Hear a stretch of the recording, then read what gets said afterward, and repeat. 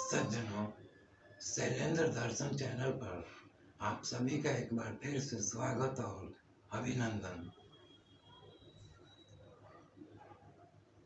सहज श्रद्धा, भक्ति और विश्वास की चर्चा करेंगे। आध्यात्मिक गूढ़ताओं में से सरल मार्ग का अन्वेषण करेंगे। तो सज्जनों, आइए हम सहज श्रद्धा, भक्ति और विश्वास के परिप्रेक्ष्य में एक चौपाई लेते हैं जो तुलसीदास महाराज का वर्णित है। श्री गुरु चरण सरोज रज, निज मन मुकुर सुधारी, वर्णौ रघुवर विमल जसु, जो दायक फल चारि। कौन से चार फल?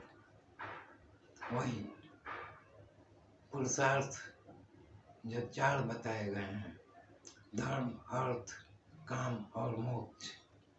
यानी तुलसीदास जी महाराज कहते हैं कि रघुवर यानी श्री रामचंद्र जी का विमल जस, निर्मल जस का वर्णन। तो सज्जनों, भगवान श्री रामचंद्र जी की महिमा, उनके विमल चरित्र का वर्णन और उसकी महिमा प्रतिपादित करते हुए श्री तुलसीदास महाराज जी स्पष्ट कर देते हैं कि इससे चारों पुरुषार्थ सफल हो जाते हैं। तो सज्जनों, हम अपने जीवन में इस अति सहज मार्ग को अपनाएं।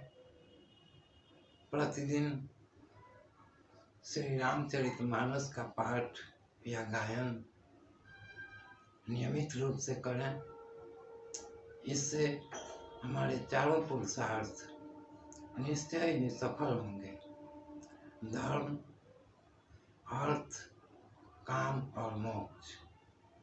इस संबंध में बहुत ज़्यादा तर्क या कुतर्क अपने मन बुद्धि में न रखें, क्योंकि जब भगवान श्री रामचंद्र जी के चरित्र का वर्णन हम कर रहे हैं और उसके परिणाम स्वरूप तुलसीदास महाराज जी उसके फल को प्रतिपादित करते हैं, तो हमें एक बार इन महानुभावों के बात को महत्व देना चाहिए।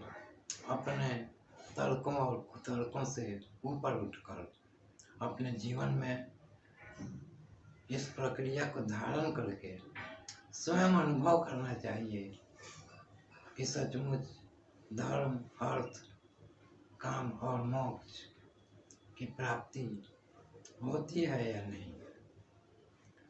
मैं अपना अनुभव वर्णित करते हुए कहूँगा कि सन 1984 में मेरे पित्ताशय में सूजन की एक बीमारी हो गई थी, जिससे असह्य दर्द से मैं छटपटाने लगता था। उसी चिकित्सा के क्रम में मैं नर्सिंग होम में भी भर्ती हुआ था, लेकिन कोई लाभ प्राप्त न होने पर वहाँ से मैं वापस आ गया और एक अन्य दक्ष चिकित्सक से परामर्श लिया। तो उन्होंने मेरे गॉल ब्लैडर का एक्सरे कराने को कहा था, और उसी क्रम में एक श्रद्धालु सज्जन से मुलाकात हुई थी जो बहुत ही अनुभवी थे। उन्होंने मेरी दशा सुनकर कहा कि तुम्हारी उम्र अभी कम है, तुम इन बातों को हो सकता है न समझो, लेकिन मैं जो बताता हूँ वो करना। तुम्हें निश्चित रूप से बीमारी से आराम मिलेगा, मुक्ति मिलेगी। तो मैंने उनसे कहा कि ठीक है, बताइए। तो उन्होंने बताया कि प्रतिदिन नहा धोकर रामचरितमानस का कुछ देर तक पठन करना, पाठन करना, यानी लगभग आधे घंटे मैं श्री रामचरितमानस का पाठ शुरू कर दिया। उन्होंने एक आध और भी उपाय बताए थे, जैसे पक्षियों को 1-2 मुट्ठी अनाज खिलाना इत्यादि, लेकिन मैंने वह सब तो कुछ नहीं किया, लेकिन श्री रामचरितमानस का पाठ प्रारंभ कर दिया। तो सज्जनों, इसका परिणाम ये हुआ कि मेरा वह रोग भी धीरे धीरे शमित हो गया और मुझे नींद बहुत गहरी आने लगी। मेरा हाजमा एकदम से सुधर गया और मेरी दिनचर्या खूब व्यवस्थित हो गई।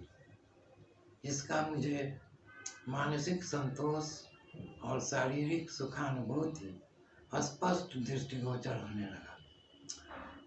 यह प्रक्रिया मैंने 4 महीनों तक निर्बाध जारी रखे।